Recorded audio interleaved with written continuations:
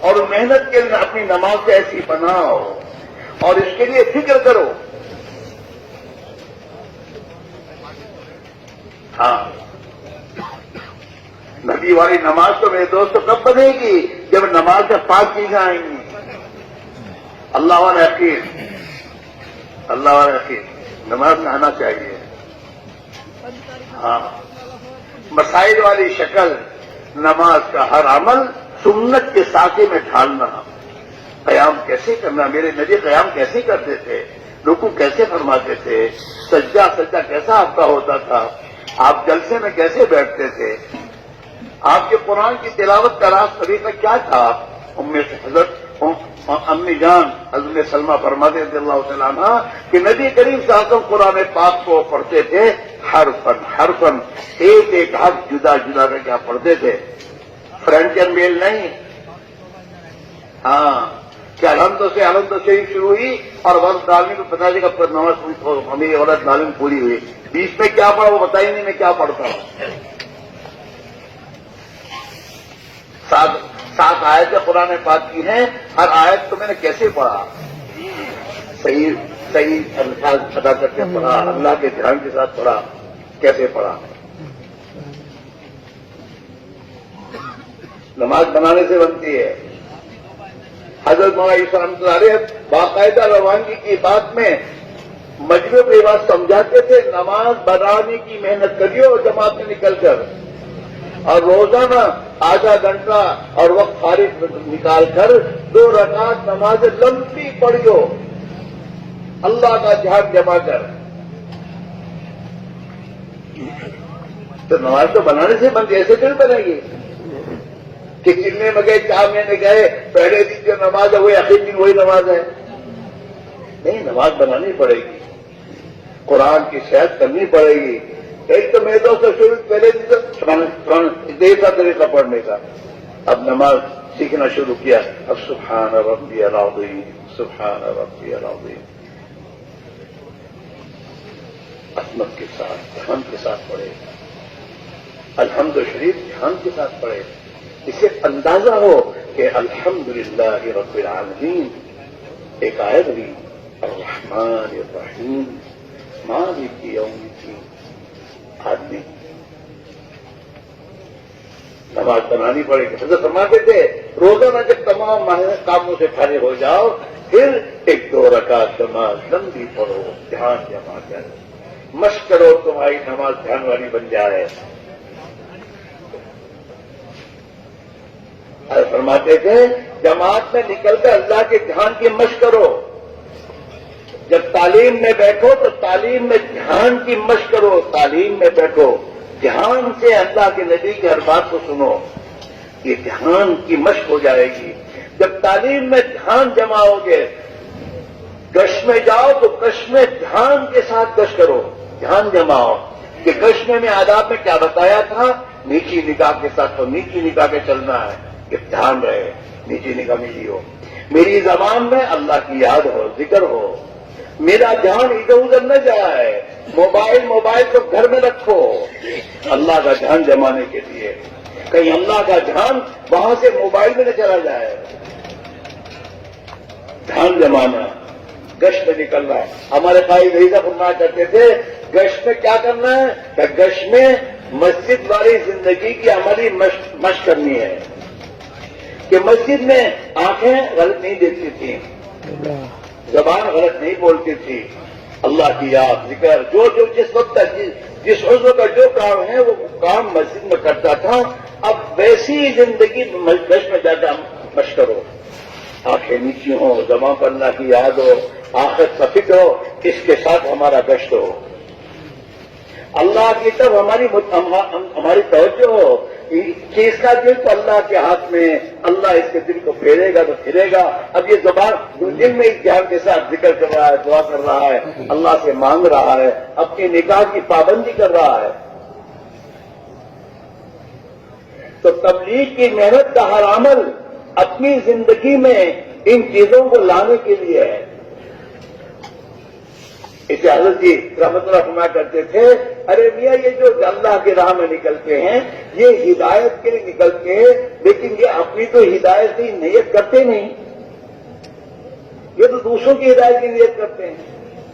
حالانکہ اللہ کا وعدہ تو اس پر ہے کہ جو محنت کے لیے نکلے گا میں اس کو ہدایت دوں گا، تو یہ ہدایت کے لیے اپنی نکلا، اپنی نیت کرتا نہیں، دوسروں کی ہدایت کا وعدہ نہیں۔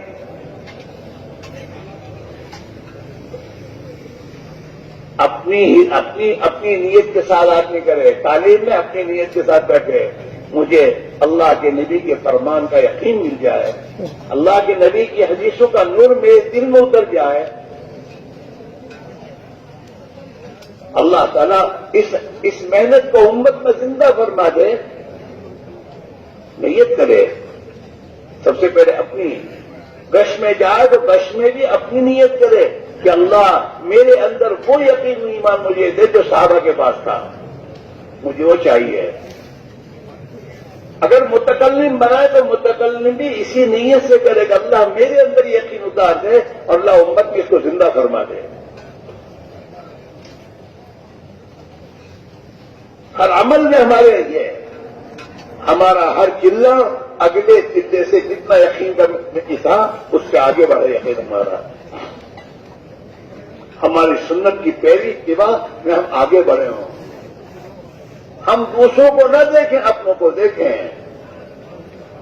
آج میرے دوست شیطان کا ایک چکر یہ بھی ہے کہ ہم دوسروں کی کمزوریوں کو دیکھ رہے ہیں، امت میں امت تیرے میں کیا ہے؟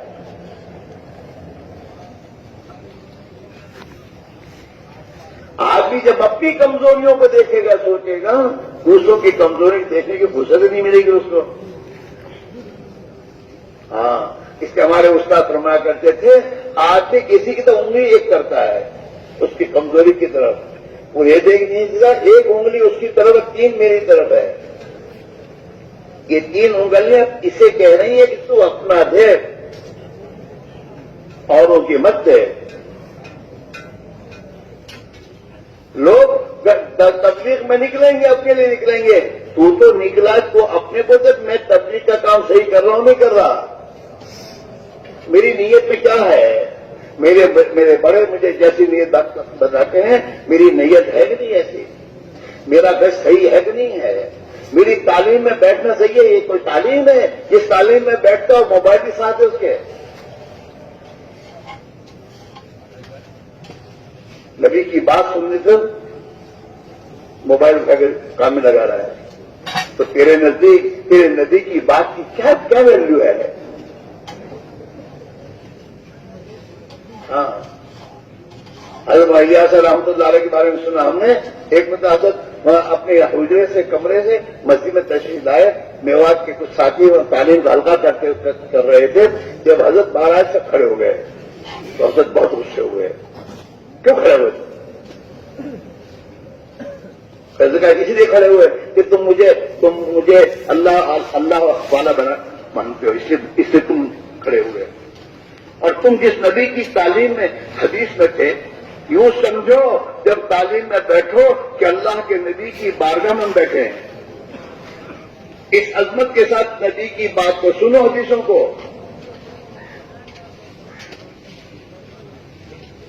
حدیثوں کو اس عظمت سے سنو، کیونکہ اللہ کے نبی اپنے قبر مبارک میں زندہ ہیں، آپ کی بات اور آپ کا کلام آپ کے قائم مقام ہے، ہم حدیثوں کو سننے بیٹھے ہیں، لہٰذا اس عظمت سے سنو۔ حضرت نے بہت سمجھایا کہ آپ اللہ کے نبی کا کیا مقام جانتے ہو، تمام نبی ایک اللہ کے نبی کے برابر نہیں ہے، اور تمام اولیاء ایک نبی کے برابر نہیں ہے، تمام صحابہ مل کر ایک نبی کے برابر نہیں ہے۔ اس آقا کی حدیثوں کو سننے تم بیٹھے ہو اور تم مجھے دیکھ کر کھڑے ہو گئے۔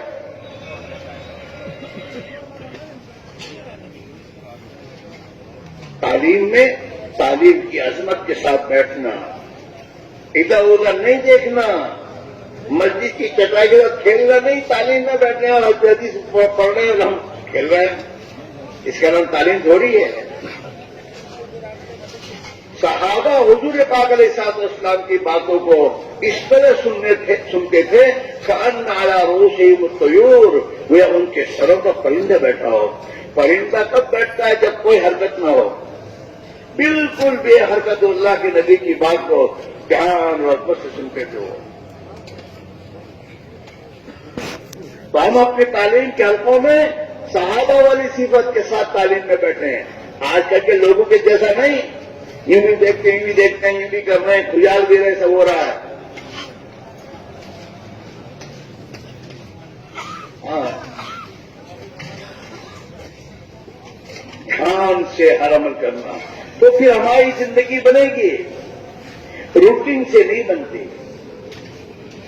گھر میں تعلیم کرو اپنے بال بچوں کو، یہ تمام آداب عظمت سمجھا کر، غصے سے نہیں، حاکم بن کر نہیں، اللہ کا بندہ بن کر، پیار و محبت سے سمجھا کر انہیں تعلیم میں لے کے بیٹھنا، اس نیت کے ساتھ لے کے بیٹھنا تاکہ اللہ مجھے، میرے بال بچوں کو اپنے نبی والی محبت دے دے، دین کی آپ کی خبروں کا یقین دے دے، اور صحابہ کے بچوں کی طرح اور صحابہ کے گھر والوں کی طرح میرا گھرانہ بھی نبی والی محنت کو اپنی ذمہ داری سمجھ کر اپنی محبوب سے محبوب مایا کو قربان کرنے والے بن جائیں۔ تعلیم روٹین کے طور پر نہیں کرنا، گھر میں تعلیم کرو۔ حضرت جی فرماتے تھے رحمۃ اللہ علیہ، گھروں میں تعلیم زندہ کرو گے اور گھروں میں صحیح تعلیم زندہ ہو جائے گی، تو اس تعلیم کی برکت سے تمہارے گھروں میں جن سوراخوں سے برائیاں آ رہی ہیں، اللہ ان سوراخوں کو بند کر دے گا۔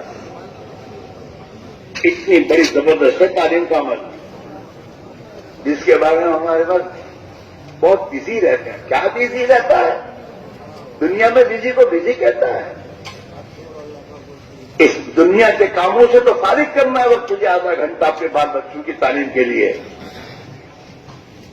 فارغ کر۔ تبلیغ میں یہی تو مشورائی جا رہی ہے، بزی کر کے، تو اللہ کا دین ہی چھوڑ دیا بزی کر کے۔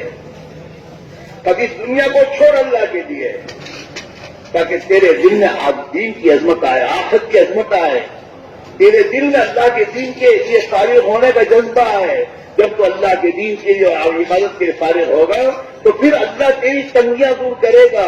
تو دین کو چھوڑ کر دنیا میں مشغول ہو کر تو تنگیوں کو دور کرنے کی چاہے گا، تنگیاں آئیں گی۔ حدیث میں ہے یا ابن آدم تبرغ لعبادتی ام لو صدق فیمن واسط فقرک، وہ آدم کے بچے تو میری اطاعت کے لیے فارغ ہو جا، میری عبادت کے لیے فارغ ہو جا، میں تیری تنگی کو دور کر دوں گا۔ اللہ کہہ رہے ہیں جس کے ہاتھ میں سب کچھ ہے، اور تیرے دل کو ٹینشن سے اور فکروں سے خالی کر دوں گا، اللہ کہہ رہے ہیں۔ تو ٹینشن دور کرنے کے لیے اپنے آپ کو دین کے لیے فارغ کر۔ ہم ایک ملک پہ گئے، اس ملک پہ خصوصی ملاقات میں ہمیں وہاں کے ساتھی لے گئے۔ اب میں نے کچھ پوچھا نہیں کون ہے کیا ہے، اور اس کے گھر پہنچ گئے، گھر میں بیٹھے، ہمارے گجرات کے کوئی تھے۔ بیٹھنے کے بعد وہ آئے، ہمیں آنے کے بعد کہتے ہیں، گجراتی میں کہتے ہیں، مری صاحب اللہ نو آپ مارے پاس گھڑوں ہے، میرے پاس اللہ کا دیا بہت کچھ ہے، لیکن مجھے پیس آف مائنڈ حاصل نہیں ہے۔ مال دنیا میرے پاس بہت ہے، لیکن چین سکون مجھے نہیں ہے، پیس آف مائنڈ۔ انگریزی والے بہت ہوں گے اس میں تو، ٹینشن ہے، ٹینشن کیوں کہ ہے۔ پھر میں نے سننے کے بعد میں کہا حاجی صاحب یہ جو کشن تمہارا، یہ تو باڈی کو راحت پہنچانے کے لیے ہے، یہ تمہارا اے سی نہیں رہا، یہ تمہیں ڈنلوپ کے موٹے موٹے، پتہ نہیں ان کو کیسے نیند آتی، موٹے موٹے گدوں میں آدمی اندر گھس جاتا ہے، نیند کیسے آ رہا ہے؟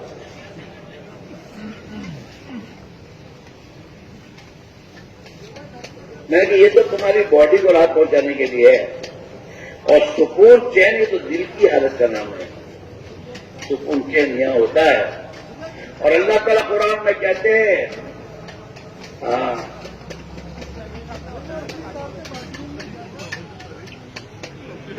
اللہ بذکر اللہ تطمئن القلوب.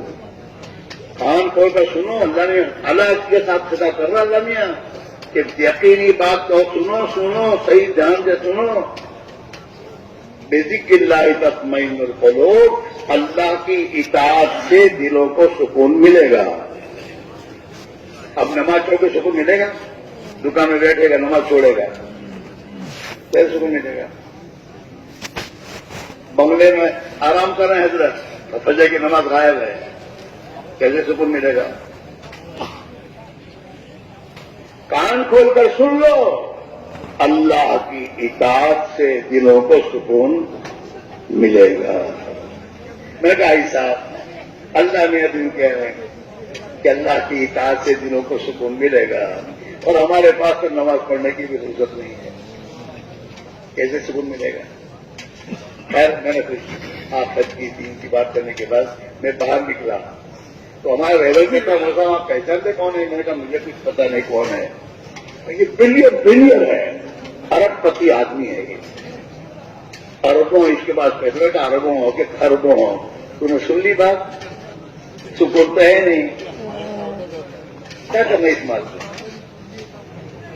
اس مال کو کیا کرنا؟ تم نے سن لیا نہیں سن لیا؟ پھر میں نے کہا آدمی کتنا ہی مالدار بنے، کتنا کھاتا ہے؟ 1.5 روپے. کہیں تجھے نہیں پتا چلا ہوگا کہ ایک آدمی کے پاس مال زیادہ ہوگا، اس کا کھانا بڑھ گیا، اب 5 کلو کھاتا ہے نا، 1.5 روپے. کتنے کپڑے ہوں اس کے 50 جوڑی، پہنتا کتنا ہے؟ ایک ہی جوڑی پہنتا ہے. اگر 3-4-7 جوڑی پہن کے نکلے تو اس کے گھر فون جانا شروع ہو جاتا ہے. بھائی صاحب کہتے سے 5 جوڑی کپڑے پہن کے نکلے ہیں، کیا ہے؟ ہمیں کا کتنا ہی بڑا بنگلہ بنا ہے، 15-20 بیڈ کا، سوتا ہے ایک کمرے میں 15 بائی 15 کا، باقی کچھ نہیں. باقی دنیا اس کی رکھوالی کرتا ہی ہے کہ کوئی لے نہ جائے، کوئی چوری نکل جائے، اور قیامت پہ حساب ہے. اس لیے بھائی میرا عزیزو، ہم ایماندار بننے کی محنت کریں. دنیا تو مقدر کی ملتی ہے، چاہے کوئی کچھ بھی کرے. مقدر کی دنیا جو بکتی ہے وہ اس کے پاس آنی ہے کسی حال میں بھی، وہ ملے گی اسے. لیکن ہاں، مقدر کی روزی حاصل کرنے کے 2 راستے ہیں. ایک راستہ انسان کا اپنا رات پھر اس میں لگے رہنا ہے، اللہ کے حکم کو، دین کے تقاضے چھوڑنا ہے، جماعتوں کے تقاضے چھوٹ جائیں، باقی دنیا.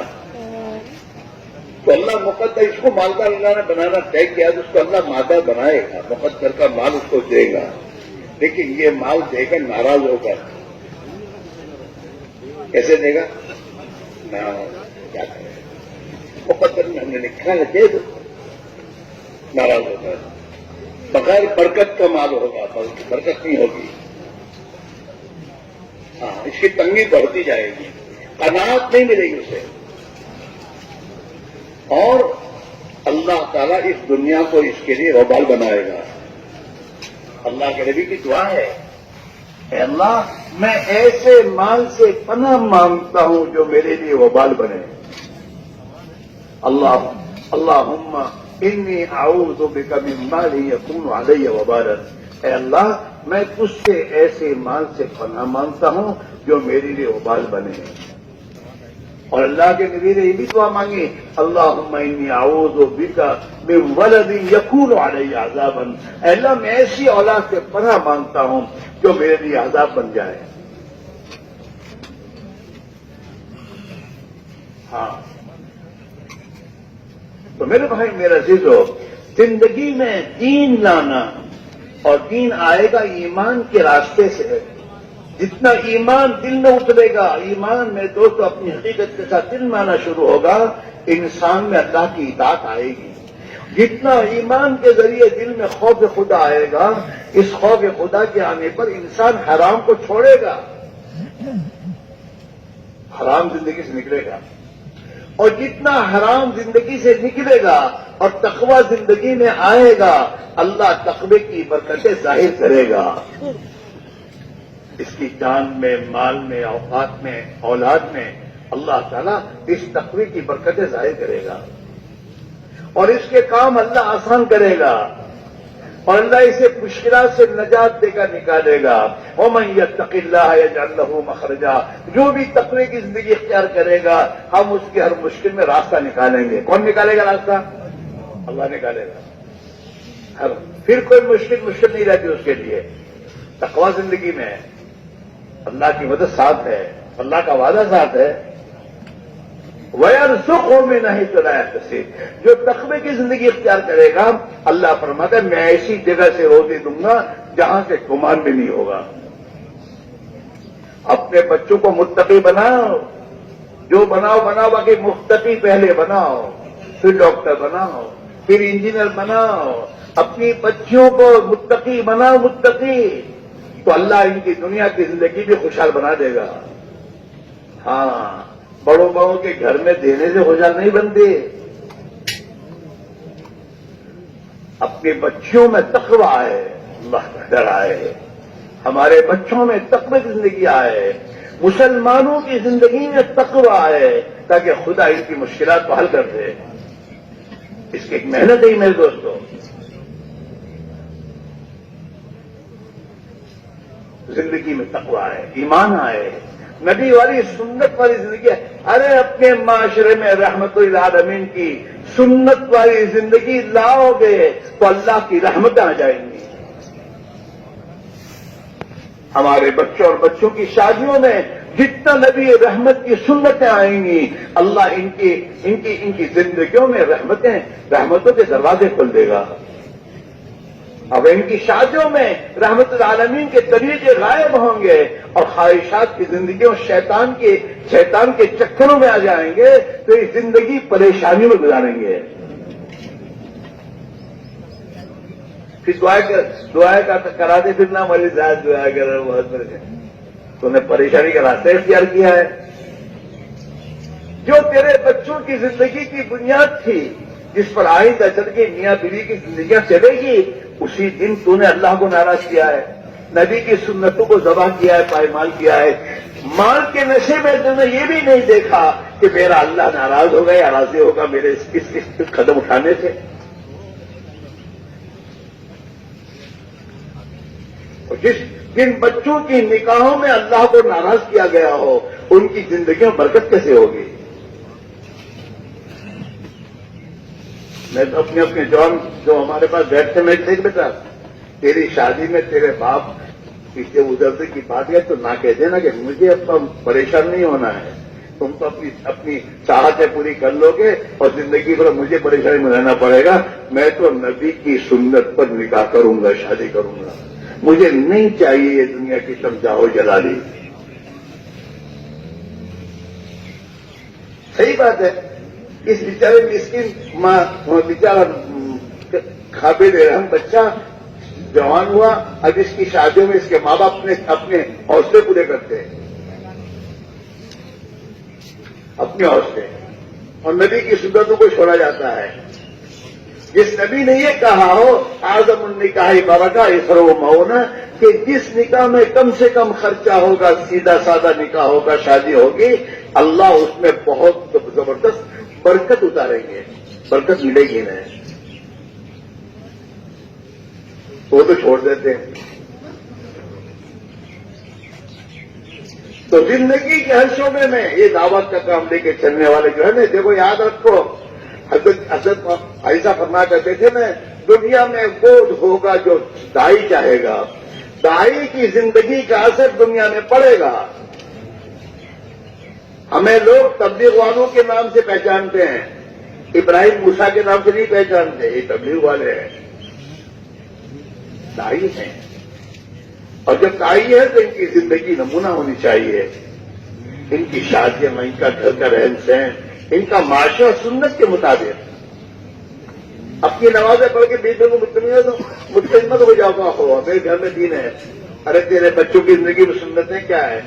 دن کی فیشنیں آ رہی ہیں، رونے کی چیز ہے. تیری بچوں کی زندگیوں میں کیا ہے؟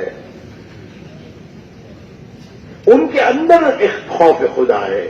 وہ تعلیم کا ایک عمل ہے ہمارا، گھر کی تعلیم کا عمل ہے. اس عمل کو جتنا اہتمام سے اور جتنی فکروں سے اور اللہ سے روز ہو کر دعا مانگ کر کرو گے، اللہ اس عمل کی برکت سے ہمارے بچوں میں خوف خدا آئے گا. سنت کی محبتیں آئیں گی، ان کی زندگیوں میں سادگی آنا شروع ہو جائے گی. پھر ان کے جذبات صحابہ کے بچوں کے جیسے جذبات ان کے بنیں گے اس تعلیم کی برکت سے. پھر یہ جوانی میں تہجد گزار بن جائیں گے. آپ تہجد پڑھتے ہوں گے تو آپ کا بچی کہیں گے آپ ابو ہم کو بھی ذرا اٹھا دیجیے تہجد میں. یہ جذبات اس تعلیم سے بنیں گے. پھر ان کی زندگیوں میں سنت آئے گی اور یہ سنتوں کی زندگی آنے کے بعد یہ فیشن پرستی کی لعنتیں گھر سے نکلے گی.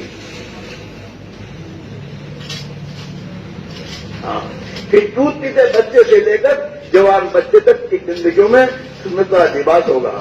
کیوں کہ بیوی کا جذبہ بھی سنت والا بن گیا ہے. اب وہ اپنے بچوں کو بازار کی دوستوں فیشنوں کے لباس لا کے نہیں پہنائے گی. وہ اب اپنے بچے کو بچپنے سے سنت والا لباس سلا کر پہنائے گی کہ میرے بچے کی جسم میں سنت لباس آئے گا. چھوٹی بچی ہوگی، چھوٹی بچی، اس بچی کو دودھ پینے کے زمانے سے بھی کپڑا سلائے گی تو پوری آسمی کا سلائے گی. وہ اپنے بچوں کو سنت کی تعلیم دے گی. وہ یہ راتوں کو اٹھ کر اپنے بچوں کے لیے مانگے گے اللہ میرے بچوں کو تو صحیح بنا دے، نیک بنا دے، تیرے نبی کے شہدائی بنا دے. وہ یہ مانگے گی. کیسے نہیں مانگی؟ میرے بچوں کو امریکہ پہنچا دے.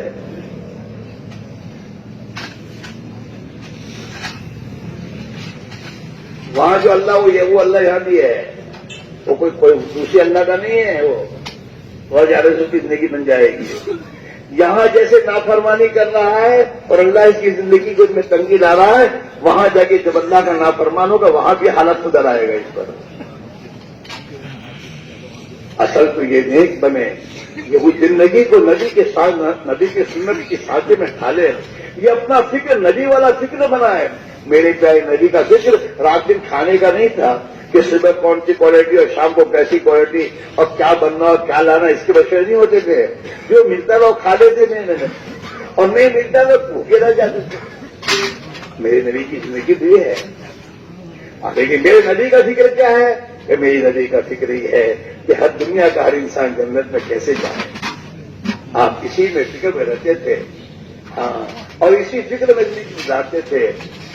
ہاں، آپ کی خاموشی لمبی رہتی تھی. طویل السکوت تھے آپ، دائم الفکر تھے آپ. ہمیشہ آپ اسی فکر میں ہوتے تھے. یہاں تک کہ رات کو تہجد میں آپ نماز ادا کرنے کے بعد دعا میں بھی اور نماز میں بھی یہی کہتے ہیں اللہ اگر تو ان کو عذاب دے گا تو تیرے بندے تجھے حق ہے، اگر تو مغفرت کر دے گا، ان کو معاف کر دے گا تو بڑا حکمت والا ہے، بڑا تو عزیز ہے. آپ یہ رات کو روز دعا مانگ رہے ہیں. ان تعذبوا فإنهم عبادك وإن تغفر لهم فإنك أنت العزيز الحكيم. آپ کو یہی ہے. زیادہ باتیں کرنا اچھی چیز نہیں ہے. جہاں بیٹھے باتیں شروع کر دی. باتیں کرو، دین کی کرو، آخرت کی کرو، اللہ کی قدرت کی کرو، ورنہ اپنی زبان پر اللہ کی یاد اور تسبیح پڑھنی چاہیے. ہاں، وہ لوگ جو کثرت سے اللہ کا ذکر کرتے ہیں وہ قیامت کے دن ہنستے ہوئے جنت میں جائیں گے. یہ صبح شام کی 3 تسبیح تو یہ تو کم سے کم ہے.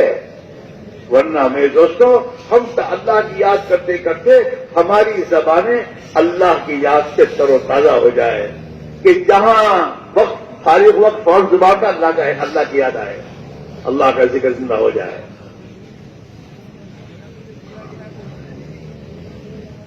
اللہ کی یاد، ذکر، قرآن کی تلاوت، اس کا اہتمام، یہ اعمال انفرادی، اس کا اہتمام زندگی میں ضروری ہے. اگر اس کا اہتمام ہوگا تو پھر ہماری دل کی دنیا صحیح ہونا شروع ہو جائے گی. غفلت سے یہ دل بے دوستوں محفوظ ہو جائے گا. اللہ کا تعلق روزانہ بڑھتا جائے گا، اللہ کا دھیان زندگی میں آتا چلا جائے گا. ہاں،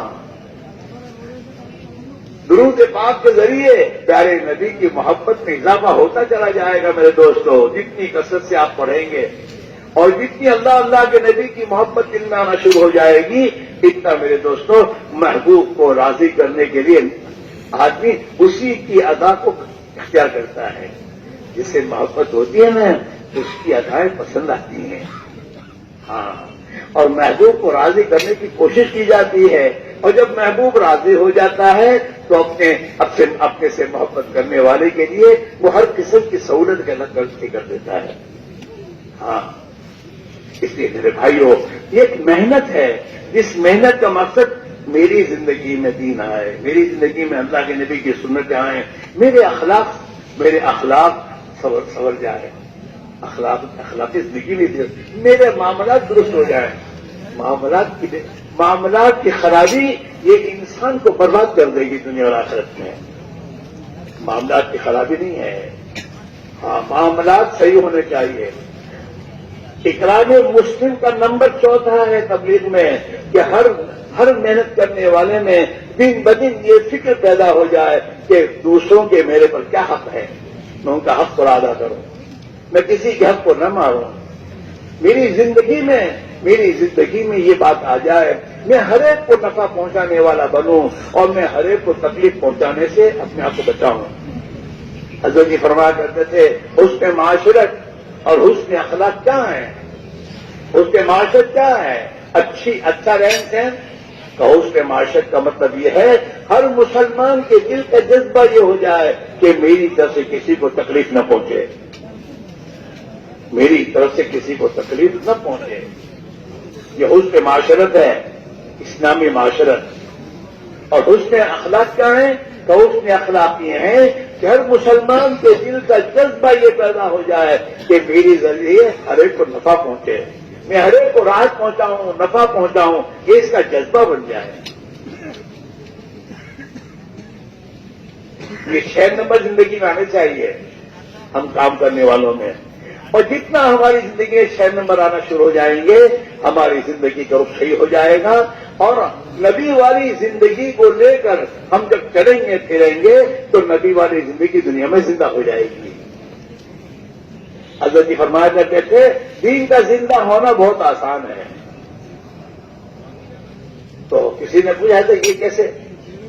کہ یہ دین مسلمان اپنی زندگی میں لے کر چلنا پھرنا شروع کر دے، دین دنیا میں زندہ ہو جائے گا.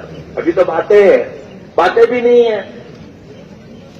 تبلیغ کی بات آگے 2.5 گھنٹے نہیں ہو رہے ہم سے ہمارے بڑے کہتے ہیں بھائی 24 گھنٹے میں 2.5 گھنٹے فارغ کرو روزانہ، اور اس 2.5 گھنٹے میں اپنے محلے کے گھر گھر جا کر ایمان کو بولو، آخرت کو بولو، نبی والی زندگی کو بولو، نبی والی محنت کو بولو، بتاؤ، سمجھاؤ، اور ایک مسلمان کو اس کے لیے تیار کرو. ہمارے حضرت فرماتے تھے مہینے میں 3 دن جاؤ تو تمام ایک ساتھ بن مل کر نماز جاؤ، مسجد والی جماعت کے ساتھی مل کر.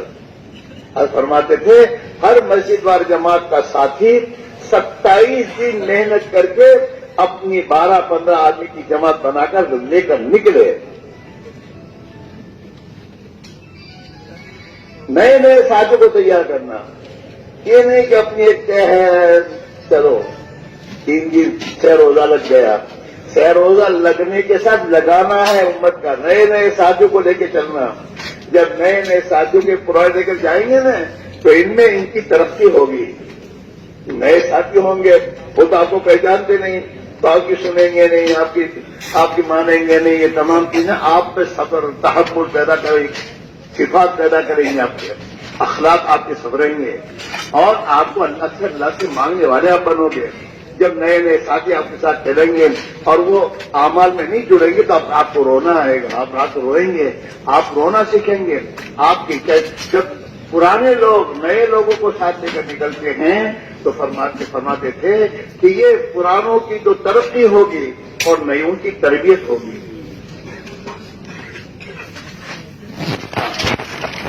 یہ ہے میرے دوستو ہماری محنت کا ایک نظام ہے میرے بھائیوں. اس نظام کے ماتحت جو بھی چلے گا انشاءاللہ وہ بن جائے گا. اپنی مرضی پر تبلیغ مت کرو. ہم تبلیغ کے تابع ہوں گے تو ہماری تبلیغ ہوگی، اور تبلیغ ہمارے تابع ہوگی تو نہیں ہوگی. آج ہم اب تبلیغ کو اپنے تابع لے کے چل رہے ہیں، ہم تبلیغ کے تابع ہو کے نہیں چل رہے ہیں. مہینے کے 3 دن کا ہفتہ طے کیا ہے، لیکن دنیا نے آ کر کہا کہ ابھی اس ہفتے مت جاؤ، تو ہم تبلیغ کو چھوڑ دیتے ایک طرف. آئندہ ہفتے جائیں گے گیا. تو تبلیغ تو ہمارے تابع، ہم تبلیغ کے تابع نہیں ہیں. ہم تبلیغ کے تابع ہوں. حضرت فرماتے تھے ہر ایک آدمی اپنے سہ روزہ اور اپنے سال کا چلہ یہ چاند کے حساب سے طے کرے. چاند کی تاریخ ہے. یہ تو بتا دیے مجبوری ہے کہ چلو ہفتہ طے کر لو، پہلا دوسرا تیسرا چوتھا ہفتہ طے کر لو. لیکن ہفتہ طے کرنے کے معنی یہی ہے کہ اس ہفتے میں دنیا کا کوئی بھی کام آئے چھوڑ کے چل دو.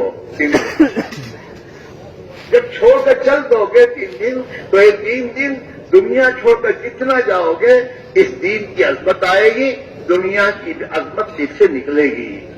اور اللہ کی بنیاد پر جب چھوڑ کے جاؤ گے، اور جب اللہ تعالیٰ ان کاموں کو بنا دے گا تمہارے بغیر، تمہاری اور تمہارے گھر والوں کا یقین بن جائے گا کہ اللہ کرتے ہیں. کام تھا، حاجی صاحب کو ہم نے روکنے کی کوشش کی، لیکن حاجی صاحب رکے نہیں. 3 دن چلے گئے، اور ان کے جانے کے بعد وہ کام 3 دن میں ہو گیا. اب ان کا یقین بنے گا اللہ نے کیا. حاجی صاحب تو چلے گئے تھے، اور ان کا بھی یقین بنے گا حاجی صاحب کا کہ میں تو اللہ کے دین کے تقاضے چلا گیا تھا، اللہ نے میرا کام بنا دیا. اگر حاجی صاحب رک جائیں گے تو ان کا بھی ایمان بگڑے گا، ان کے گھر والوں کو ایمان بگڑے گا. ان 3 دنوں میں کام تو بننے والا تھا ہی، اللہ بنائے گا. ہر کام کا وقت اللہ کیا طے ہے، اس وقت وہ کام بننا ہے. یہ ہوگا تب بھی بنے گا، نہیں ہوگا تب بھی اللہ بنائے گا. لیکن جب یہ اللہ کے دین کے تقاضے میں چلے گئے اور 3 دن میں کام بن جائے گا، بننے والا تھا اللہ نے بنا دیا، تو اس کا بھی یقین بنے گا، گھر والوں کا یقین بنے گا کہ ہم نے روکا نہیں، رکے، اللہ کی راہ میں چلے گئے، اللہ نے ہماری مدد کی، ہمارا کام بن گیا. اور اگر ایسا رک جائیں گے تو کام تو اللہ ہی بناتا تھا، بننے والا ہی تھا، لیکن جب یہ رک گئے تو گھر والوں کا یقین کیا بنے گا؟ یہ رک گئے تو کام ہوا، چلے جاتے تو کیا ہو جاتا. اور اس کا بھی یقین کیا بنا؟ یہ بنے گا اچھا ہوا رک گیا، اگر نکل گیا ہو تو کیا ہوتا. اس کا یقین بھی کا دیوالا، ان کے یقین کا دیوالا. اور میرے دوستو شیطان کی راہ کھل گئی. اب ہمیشہ شیطان اسی راستے سے دین کے تقاضوں کو آپ ہی کو پیچھے ہٹاتا رہے گا.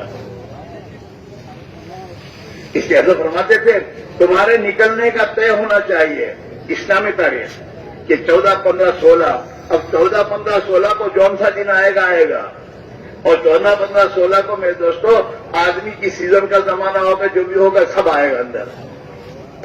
اب ہر حال میں اللہ کے دین پر کے تقاضوں کو پورا کرنے کی استعداد ہم میں پیدا ہو جائے گی، اور ہر حال میں اللہ کے حکم پر جمنا ہمیں نصیب ہو جائے گا. یہ میرے دوستو، اس لیے میرے دوستو ہماری ترتیب صحیح ہونی چاہیے. ہم تبلیغ کا کام کر لیکن اپنی مرضی پہ کر رہے ہیں. اب ایسا بہت کم ایسے ہوں گے جن کے مہینے کے 3 دن پابندی سے اپنے وقت پر لگتے ہوں گے. بہت کم 3 دن پابندی سے لگانے والے ہوں گے، لیکن کیسے؟ پہلے کبھی اس مہینے میں پہلے ہفتے میں، دوسرے مہینے میں کام آ گیا تو دوسرے ہفتے میں، تیسرے مہینے میں کچھ اور کام آ گیا تو تیسرے ہفتے میں.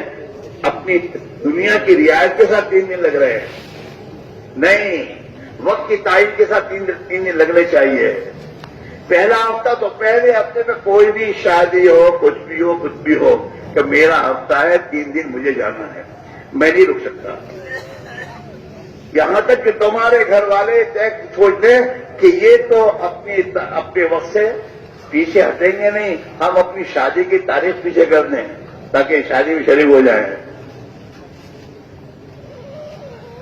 یہاں تو محلے کی شادی ہے تو 3 دن پیچھے ہو جاتے ہیں. یہ نہیں میرے دوستو، دنیا کی ہر چیز کو پیچھے کرنا دین کے تقاضوں پر، یہ معمولی چیز نہیں ہے دوستو. زبردست آدمی میں ایمان پیدا ہوتا ہے، طاقت اور قوت پیدا ہوتی ہے، اندر کی طاقت دین پر جمنے کی. چلہ طے ہے اسلامی مہینوں سے ہو تو بہت اچھا. اب محرم میں تم نے چلہ طے کر رکھا ہے، ہر محرم آئی چلہ چلا جانا چاہیے، کچھ بھی کام ہو. تو یقین بنے گا، اندر یقین بنے گا، اندر دین کی عظمت آئے گی، اور جتنی دین کی اور آخرت کی عظمت آئے گی اتنی دنیا کی عظمت نیچے جائے گی۔ آئے دونوں ایک ساتھ ہے پل رہے، ایک بھاری دیکھا ایک ہلکا سے ایک بھاری۔ اب محرم میں جب آپ نکلنا شروع کرو گے ہر وقت، تو محرم کبھی سردی میں آئے گا، محرم کبھی گرمی میں، محرم کبھی بارش میں، محرم کبھی سیزن میں، لیکن آپ ہر حال میں اللہ کی راہ میں جا رہے ہیں تو ہر حال میں اندر یقین بنے گا، اللہ پر نظر آئے گی، اللہ کا تعلق بڑھے گا، اور قربانی کی تمہاری مقدار بڑھے گی، اور جتنی قربانی کی مقدار بڑھتی جائے گی اتنا اندر میں دوستو یقین اور اندر قوت پیدا ہونی شروع ہوگی۔